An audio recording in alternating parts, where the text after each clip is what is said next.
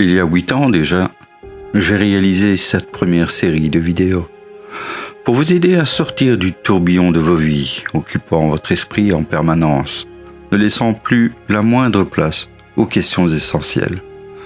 Le sens de notre existence, son but, et bien plus que tout le reste, la place de Dieu.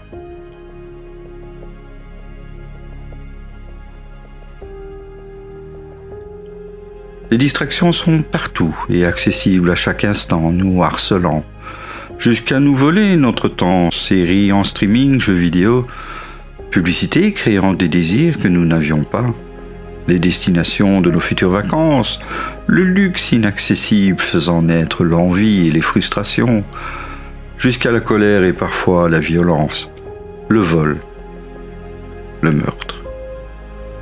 Le plus ironique, c'est que l'on se prive pour obtenir de quoi se perdre encore plus. Et pour ceux qui veulent y résister et chercher de l'aide pour se guider, les religions et les communautés sectaires, les développements spirituels à la mode, l'occultisme, l'exploration astrale, les chakras, le reiki, la magie, les médiums et autres pratiques bien plus dangereuses qu'il n'y paraît.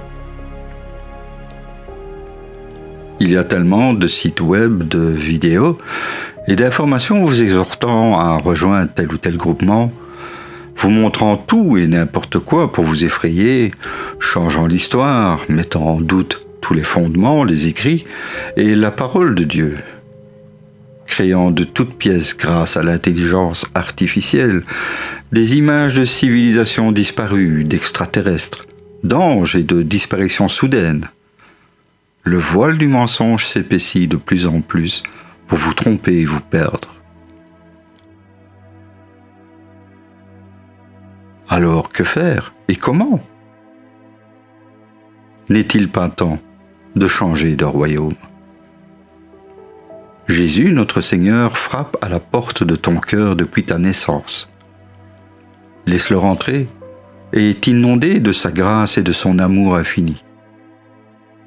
Il a souffert, a versé son sang et est mort pour toi. Par sa résurrection, il a montré au monde la vérité de sa promesse du salut et du royaume céleste préparé pour nous. Il te connaît depuis avant ta naissance et sait tout de toi. Alors pourquoi tant d'épreuves, de douleurs et de difficultés, me diras-tu ? Pour que tu le découvres par toi-même et comprennes qui tu es vraiment. Et qu'avec l'aide de Dieu, tu te libères du péché et accèdes à la vie éternelle. Changer de royaume est si simple. Et comment procéder ? Une repentance sincère devant témoins et devant Dieu, réparer ce qui peut l'être et pardonner pour être pardonné. Renaître en esprit par le baptême d'eau. Mon ancien moi, esclave du monde, meurt par immersion. Et je renais en Christ, libéré de mes démons. Je peux alors être investi par le Saint-Esprit. Alors vous aurez changé de royaume et Dieu sera à vos côtés pour toujours. L'ennemi continuera ses attaques évidemment. Il ne voudra pas vous lâcher si facilement. Mais par le saint nom de notre Seigneur Jésus et par le pouvoir du Saint-Esprit qui sera en vous, vous aurez autorité sur lui et pourrez briser son pouvoir. Et cela changera tout. Vous serez devenu un disciple du Christ et ferez partie de son Église, qui n'a jamais été un bâtiment rempli d'idoles et de symboles. Mais gardez-vous des nombreuses congrégations religieuses ou non, qui pratiquent le baptême d'eau sans une vraie repentance, comme un passage initiatique vide de sens. Cela ne sert malheureusement à rien. Pour comprendre le sens réel du baptême, et comment renaître réellement en esprit et en Christ, et se libérer de nos démons intérieurs qui nous empêchent d'accéder au salut, je vous invite à consulter sur YouTube la chaîne d'eau et d'esprit. De nombreux témoignages et un film complet vous ouvrira les yeux sur la réalité du monde spirituel par lequel l'ennemi nous enchaîne. Ce groupe rassemble des disciples du Christ qui n'ont pour but que d'aider les égarés, soigner et enseigner la parole et les commandements de notre Seigneur Jésus, comme prescrit dans la Bible. libérés des démons que nous avons accueillis en nous, parfois sans le savoir, et qui nous rongent de l'intérieur, brisent nos vies en provoquant des addictions, des dépressions, en nous remplissant de haine et de colère qui nous étouffent.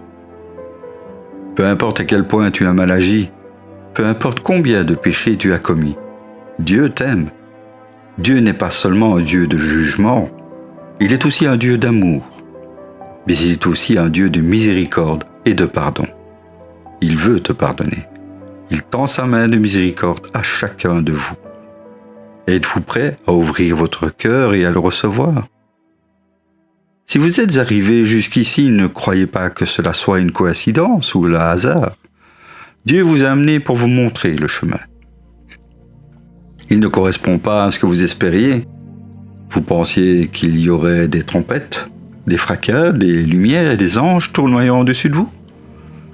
Le royaume de Dieu est en nous, et notre Seigneur Jésus est venu pour nous aider à le trouver et nous libérer du péché, en marchant à nos côtés et en prêchant de village en ville, simplement et avec un amour infini. Il est venu accomplir la loi et les prophéties, annonçant sa venue et sa messianité. Il commanda à ses disciples, « Allez, faites de toutes les nations des disciples, les baptisant au nom du Père, du Fils et du Saint-Esprit, et enseignez-leur à observer tout ce que je vous ai prescrit. Et voici, je suis avec vous tous les jours, jusqu'à la fin du monde. » Matthieu chapitre 28, versets 18 à 19. Il revient bientôt, et je dirai à ceux qui s'impatientent, Dieu est lent à la colère et riche en bonté. Il pardonne l'iniquité et la rébellion, mais ne tient point le coupable pour innocent. Extrait de Nombre chapitre 14, verset 18. Notre Seigneur nous aime tellement qu'il souhaite que chacun d'entre nous soit sauvé, les meilleurs comme les pires. Nous sommes tous pécheurs, et nous seuls croyons en une hiérarchie du péché, nous comparant les uns les autres pour nous rassurer. Mais le salut par la repentance et notre renaissance en esprit dans la gloire de Jésus est à la portée de tous.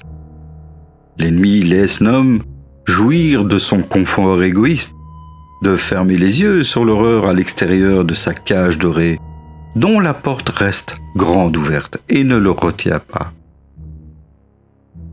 Le libre arbitre permet à chacun de choisir Dieu, de changer de royaume et de se libérer du péché sans que Satan ne puisse rien y faire. Alors, il les distrait, les divertit, les corrompt moralement et physiquement, les noie dans d'obscurs désirs, déviances, jouissances honteuses ou simplement par l'abondance sans limite, les succès professionnels ou autres, les flatteries, la gloire, le pouvoir et l'argent. Et lorsqu'à ton dernier souffle, la porte se referme, il est trop tard. Les plus arrogants diraient, eh bien, attendons la fin pour y croire. Profitons de tout sans limite et sans remords, on verra ça plus tard. Mais Dieu lit en leur cœur et connaît leurs mensonges. Et qui peut, à part Dieu, connaître l'instant de notre mort? Serez-vous capable de vous repentir sincèrement après une vie de défiance à Dieu? En aurez-vous l'occasion? Le temps?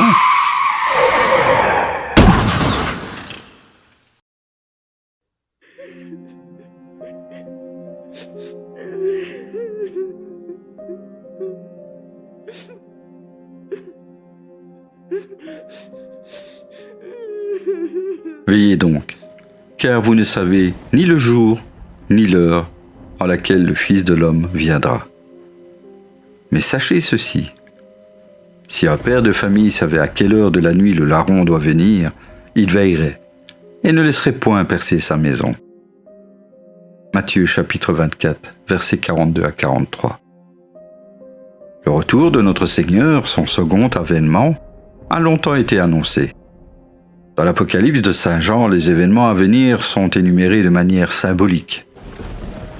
Le livre de 1938 de Jean Villemier, qui fut un pionnier de l'adventisme européen, l'Apocalypse hier, aujourd'hui, demain, propose une analyse approfondie de la chronologie historique et prouve que ces événements ont débuté à la venue de notre Seigneur Jésus.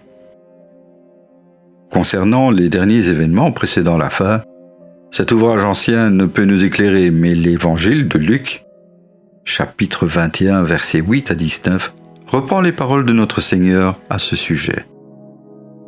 Ils lui demandèrent, « Maître, quand cela arrivera-t-il et à quel signe connaîtra-t-on que ces choses vont arriver ?» Jésus répondit, « Prenez garde que vous ne soyez séduits, car plusieurs viendront en mon nom, disant, « C'est moi », et le temps approche. Ne les suivez pas.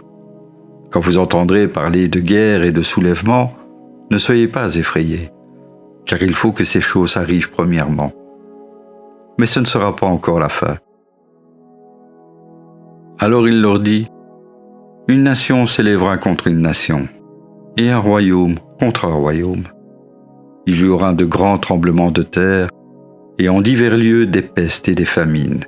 Il y aura des phénomènes terribles et des grands signes dans le ciel. Mais avant tout cela, on mettra la main sur vous, et l'on vous persécutera. On vous livrera aux synagogues, on vous jettera en prison, on vous mènera devant des rois et devant des gouverneurs à cause de mon nom. Cela vous arrivera pour que vous serviez de témoignage. Mettez-vous donc dans l'esprit de ne pas préméditer votre défense, car je vous donnerai une bouche et une sagesse à laquelle tous vos adversaires ne pourront résister ou contredire.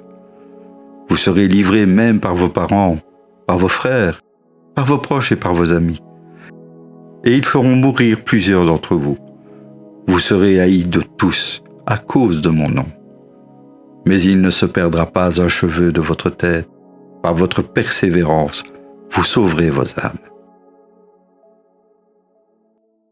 Il n'est pas difficile à notre époque, où l'information est présente partout et à tout instant, de constater que ces événements sont une réalité depuis des années, et que l'époque est de loin la plus perverse, la plus immorale, la plus cruelle et la plus horrible de toute l'humanité. Bien caché derrière le voile lisse de la science, de la technologie et de la pseudo-tolérance, tout n'est plus qu'apparence cachant l'innommable vérité que tant préfèrent ne pas voir. C'est comme continuer à faire la fête en ignorant que le bâtiment commence à brûler. Ne vous conformez pas au siècle présent, mais soyez transformés par le renouvellement de l'intelligence, afin que vous discerniez quelle est la volonté de Dieu, ce qui est bon, agréable et parfait. Romains chapitre 12, verset 3. Que ceux qui ont des yeux pour voir, voient.